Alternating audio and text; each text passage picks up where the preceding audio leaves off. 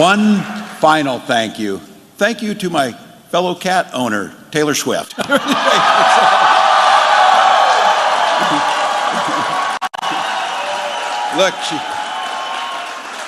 she's not here, but let me just say, Vice President, I know you're all waiting. Oh, what a bait and switch this guy left on us.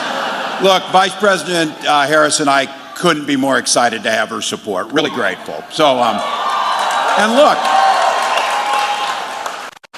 it's not as if I didn't warn these guys a few months ago. You mess with cat people and you will find out.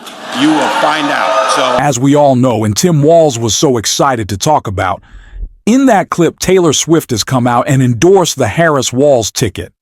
And what was one of the most devastating days in Donald Trump's entire campaign?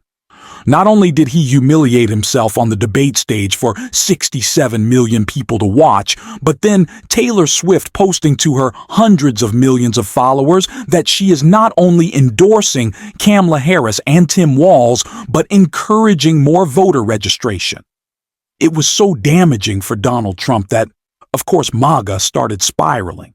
And we saw that, especially today when Donald Trump again decided he wanted to double down on what was one of the most damaging political attacks that has been made on him in an absolutely disastrous post.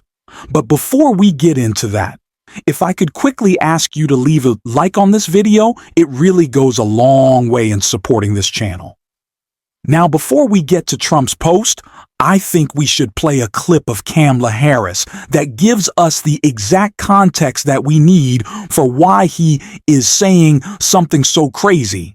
And I'm going to actually do something really unusual, and I'm going to invite you to attend one of Donald Trump's rallies, because it's a really interesting thing to watch.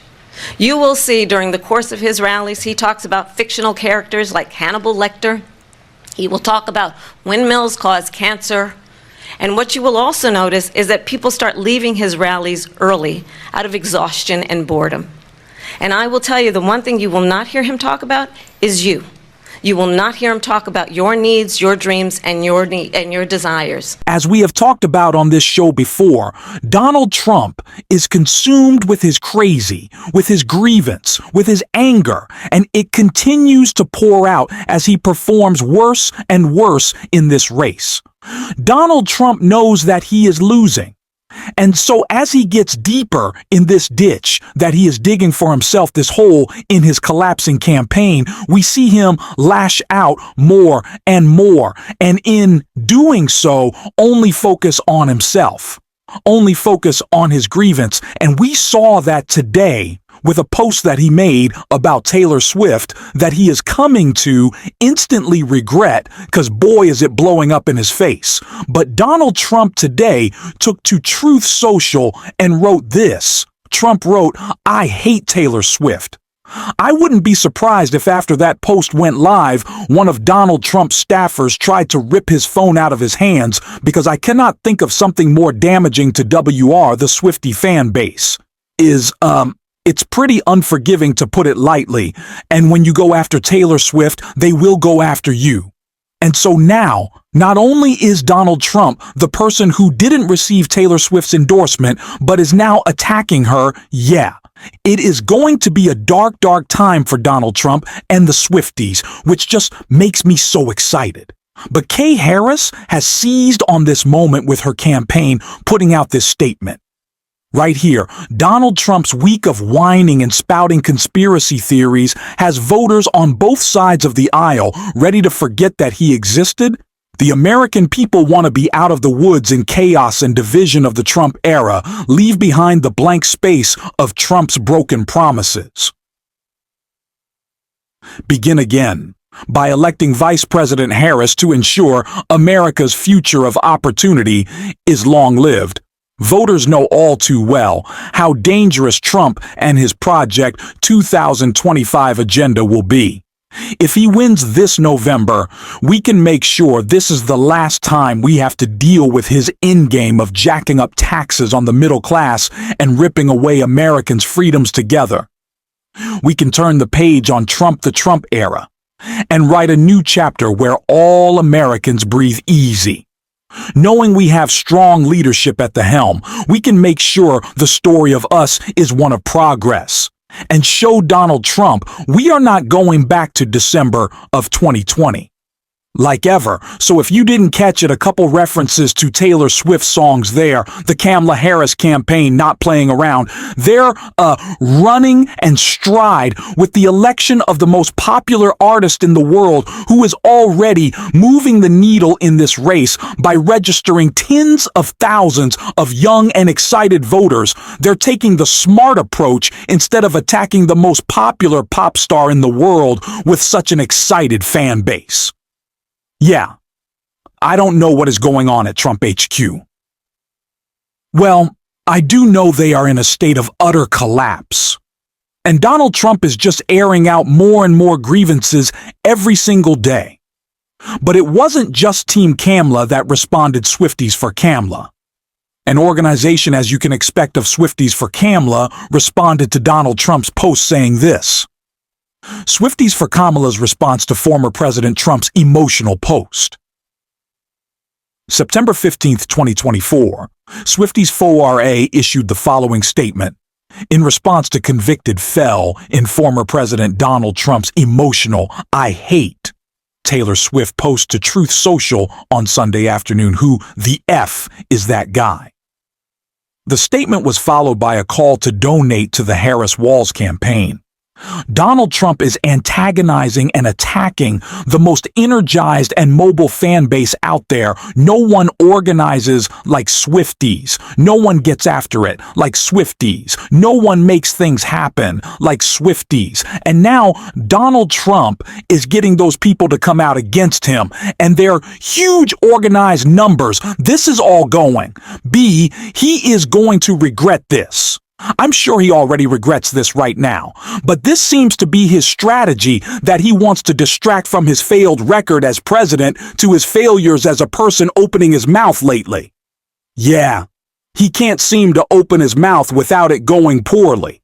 And that's exactly what Pete Buttigieg had to say right here. Yeah, a community like Springfield, Ohio is dealing with rapid economic growth and rapid population growth, some of it connected to immigration. And the mayor there, just as I was dealing with challenges when I was mayor in South Bend, Indiana, is focused on how to bring a community together, move it forward, and help it grow.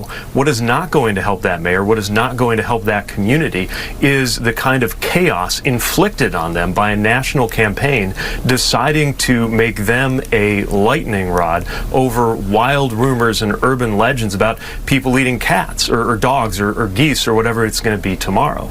And let's be very clear, that community and the very real people who are dealing with some really ugly stuff right now, like the bomb threats, are having that inflicted on them as part of the strategy from a campaign that wants to talk about anything but their actual record and their actual agenda. Donald Trump and J.D. Vance cannot afford for this campaign to be about things like how Donald Trump eliminated the right to choose and continues to leave the door open to signing a national abortion ban. They definitely don't want this campaign to be about things like how we had a manufacturing recession under Donald Trump and what we have to do to keep the manufacturing boom that is going on right now going. These are not things they want to be talking about. This is all an attempt to distract, and I'm not sure if that is a smart move by the Trump campaign to try to distract from their failures and Kamala Harris's winning message, but this has certainly always been the blueprint for Donald Trump. He wants to distract the media with his ridiculous attacks, the crazy things he posts or says so that they don't cover his actual substantive failures and the fact that Donald Trump can't talk about policy.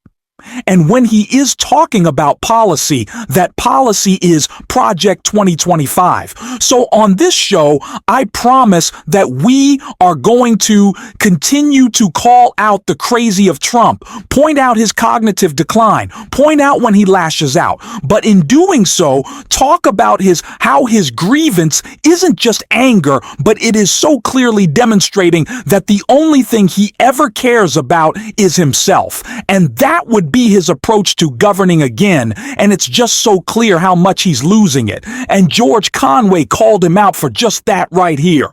Well, he's reaching his final destination, which is complete decompensation. He doesn't, none of his tricks are working anymore. We're on to them.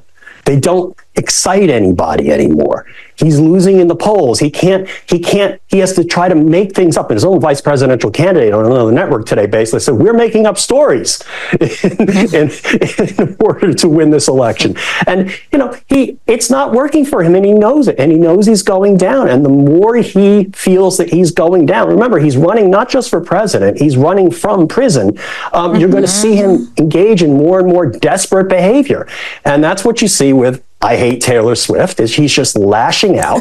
And, his people have lost control over him.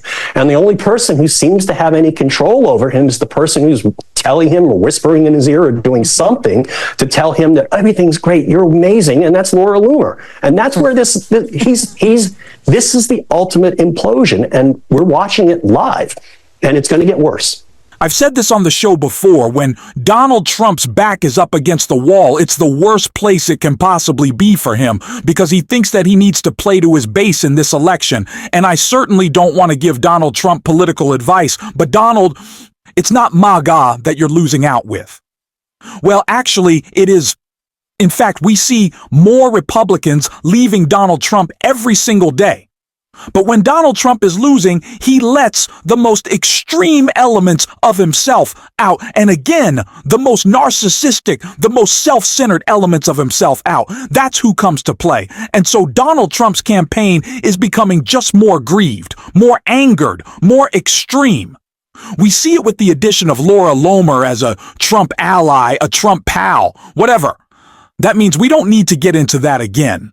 But this is exactly what we're seeing, a campaign becoming more extreme, as Kamala Harris is really just barnstorming battleground states and expanding the map in states like North Carolina.